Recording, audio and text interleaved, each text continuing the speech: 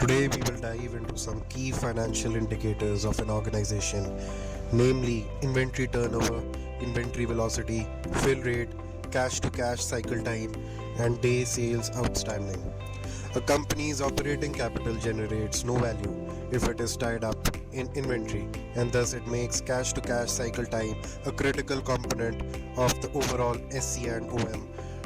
Today, we will learn about their definition and uses.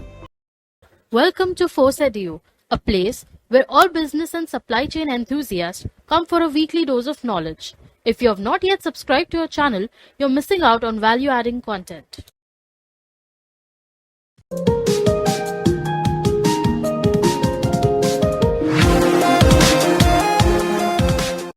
Cash to cash cycle, aka cash conversion cycle or order to pay cycle, measures the days between number 1, the purchase of materials or inventory from a supplier, and payment collection for the sale of the resulting products.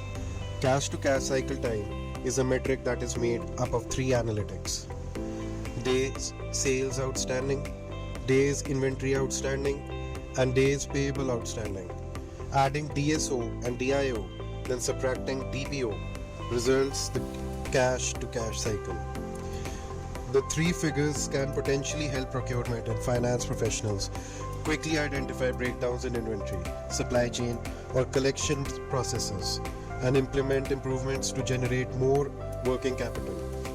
Although one should target a shorter cash to cash cycle time, the benchmark for this metric is between 30 to 45 days.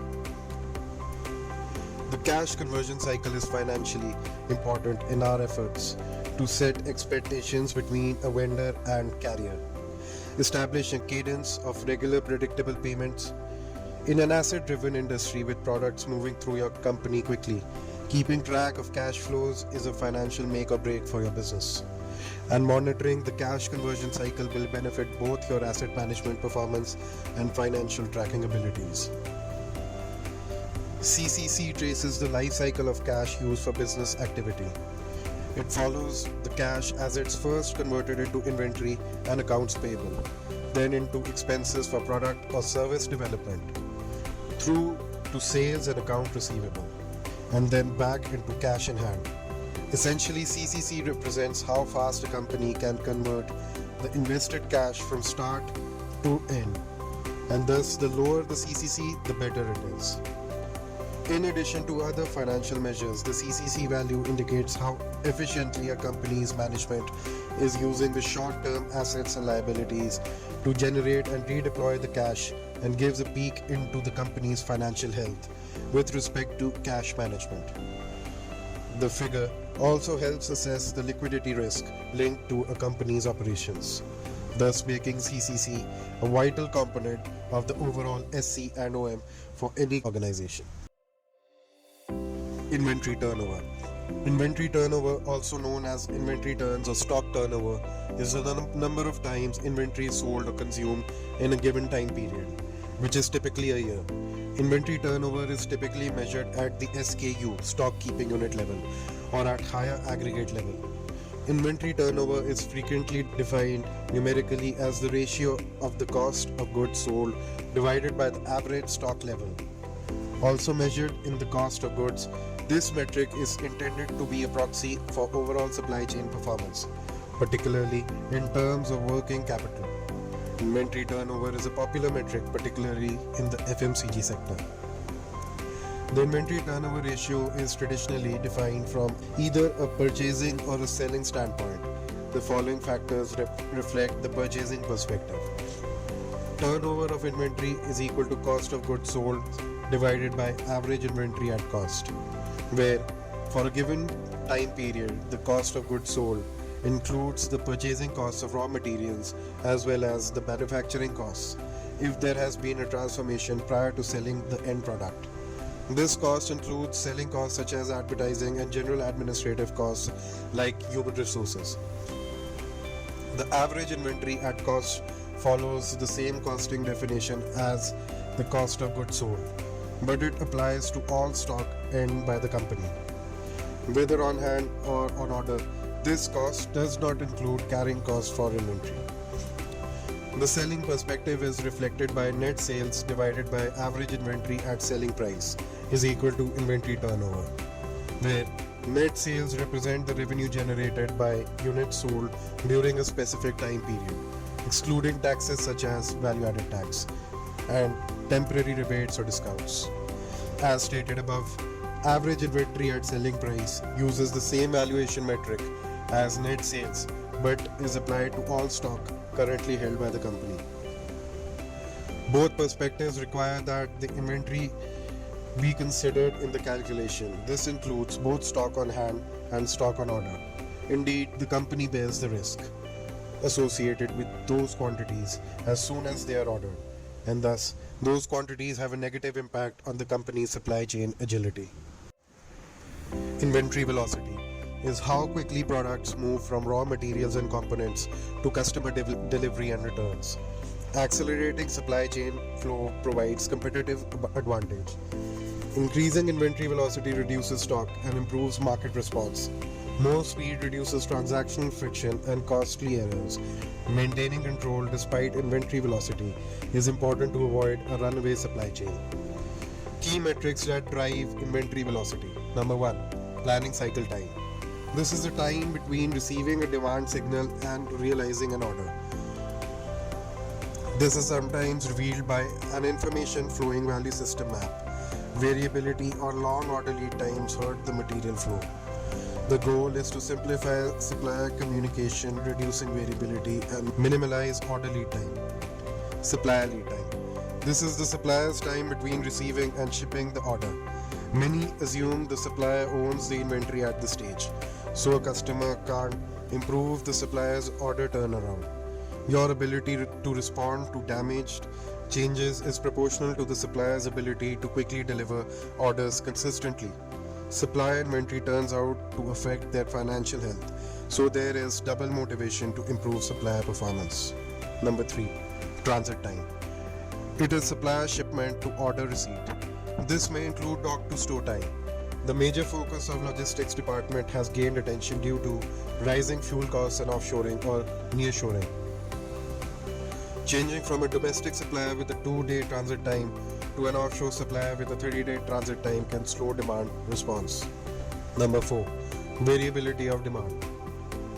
This measures demand variability.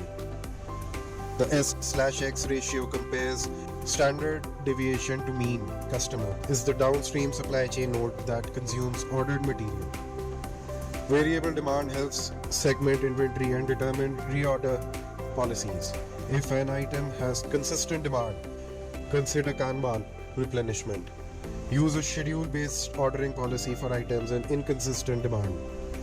MRP or other forecasts could drive the schedule. Low demand items may be ordered as needed and not stopped. Fill rate. The fill rate is tracked by many businesses in the wholesale and retail sectors. Understanding how effectively the supply chain runs to fill client orders depends on this statistic. Fill rate, which evaluates how quickly customers may anticipate receiving their purchases from a business, is another vital sign of customers' happiness. The percentage of customers' orders a company can complete in the wholesale and retail sectors without running out of inventory to do so is known as fill rate. To gauge how well supply chain management fulfills order needs, you can measure your company's fill rate at any time of the year.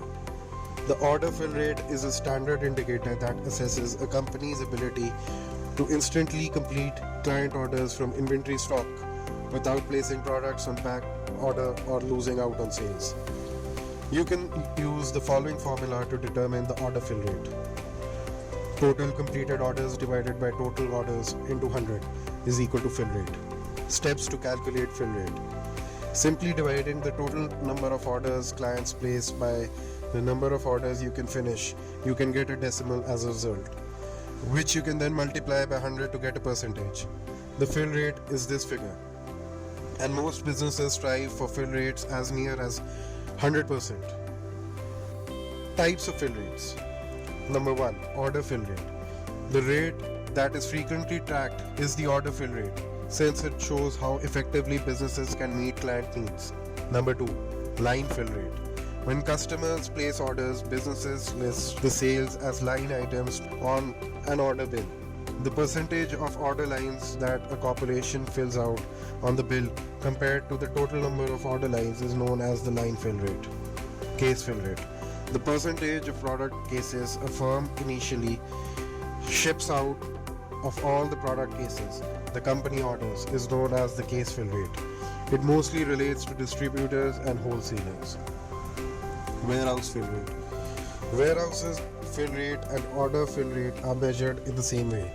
Supply chain managers determine what portion of all customers' orders are filled and shipped from the company's warehouse. Vendor fill rate. Businesses that buy from suppliers frequently compute vendor fill rates in the wholesale and distribution sectors. Out of all the vendors a company receives orders from, this metric calculates the proportion of vendors who have shipped out orders. Importance of understanding the fill rate. Number 1, it builds a reputation. When your business consistently completes customer orders and maintains a high fill rate, it enhances its reputation and builds market trust. This is due to the likelihood that clients will believe they can depend on your business to process and ship their orders rapidly. When first-time clients enjoy your business ordering and delivery processes, they are more inclined to make subsequent purchases. Number 2, promotes customer loyalty. A high fill rate must signify that your business builds long-lasting relationships and retains devoted clients. Customers are more inclined to make repeated purchases from a business if they believe it can handle and complete orders swiftly. As a result, increasing client retention may depend on raising the fill rate. Offers operational insight. Your business may assess how well the supply chain processes are doing by monitoring order warehouse, case and vendor fill rates. Lower fill rates can provide information about the areas of the processes that need improvement. When a corporation knows this indicator, it can build plans more effectively. By measuring the fill rate, you can also examine the strategies you employ to deliver your products to your customers. Days sales outstanding. It is to a company's best advantage to collect its outstanding accounts receivable as soon as feasible, given the critical relevance of cash flow in operating a firm. Companies can anticipate receiving their unpaid receivables with a fair amount of confidence. But the time value of money principle, however, dictates the time spent waiting to be paid, is money lost. By quickly turning sales into cash, a company has a chance to put the cash to use again more quickly. However, how quickly is defined varies depending on the industry. To track how fast a company is collecting payments from its customers, a supply chain KPI, day sales outstanding, is used. It is a measure of the average number of days that it takes a company to collect payment for a sale. A high DSO figure indicates that a business sells its goods to clients on a credit basis and takes a while to collect payment. It could slow down cash flow and harm the business's bottom line. A low DSO score indicates that a business collects its accounts receivable more quickly. That company is promptly getting the money it needs to create new business. A low DSO figure indicates improved operational efficiency and a leaner financial position. Limitations. While DSO, it is important to compare the cash flows of the companies belonging to the same industry with comparable business models and revenue figures because they frequently have quite different DSO criteria and targets. Also, DSO is not especially helpful in comparing businesses where the percentage of credit-based sales is significantly different. A lower percentage of credit sales does not tell anything about company's cash flow from its DSO. Like any indicator used to assess a company's performance, DSO should be used in conjunction with other metrics rather than being used in isolation. Thank you for watching the video. Stay tuned to our channel FORSEdu for more such informative videos.